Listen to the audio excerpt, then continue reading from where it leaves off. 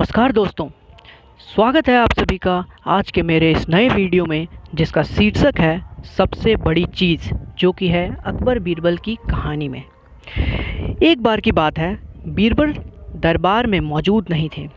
इसी बात का फ़ायदा उठाकर कुछ मंत्रीगण बीरबल के खिलाफ महाराज अकबर के कान भरने लगे। उनमें से एक कहने लगा, महाराज आप केवल बीरबल को ही हर जिम्मेदारी देते हैं और हर काम में उन्हीं की सलाह ली जाती है। इसका मतलब यह है कि आप हमें अयोग्य समझते हैं, मगर ऐसा नहीं है महाराज, हम भी बीरबल जितने ही योग्य हैं। महाराज को बीरबल बहुत प्रिय थे। वह उनके खिलाफ कुछ नहीं सुनना चाहते थे, लेकिन उन्होंने मंत्रीगणों को निराश न करने के लिए एक समाधान निकाला। उन्होंने उनसे कहा, मैं तुम सभी से एक प्रश्न का जवाब चाहता हूँ, मगर ध्यान रहे कि अगर तुम लोग इसका जवाब ना दे पाए तो तुम सबको फांसी की सज़ा सुनाई जाएगी।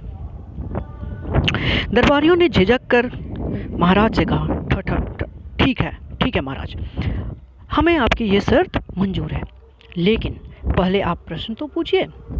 महाराज ने कहा, ठीक है, तो बताओ दुनिया की सबसे बड़ी चीज़ क्या है? यह सवाल सुनकर सभी मंत्रीगण एक दूसरे का मुंह ताकने लगे। महाराज ने उनकी ये स्थिति देखकर कहा, याद रहे कि इस प्रश्न का उत्तर सटीक होना चाहिए, मुझे कोई भी अटपटा सा जवाब नहीं चाहिए। इस पर मंत्रीगणों ने राजा से प्रश्न का उत्तर देने के लिए कुछ दिनों की मोहलत मांगी। राजा भी इस बात के लिए तैयार हो गए।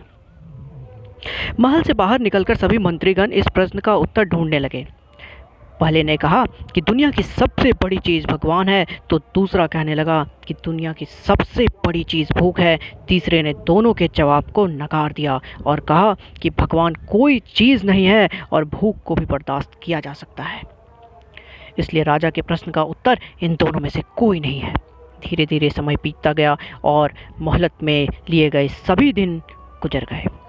फिर भी राजा द्वारा पूछे गए प्रश्न का जवाब न मिलने पर सभी मंत्रीगणों को अपनी जान की फिक्र सताने लगी। कोई अन्य उपाय न मिलने पर वो सभी बीरबल के पास पहुँचे और उन्हें अपनी पूरी कहानी सुनाई।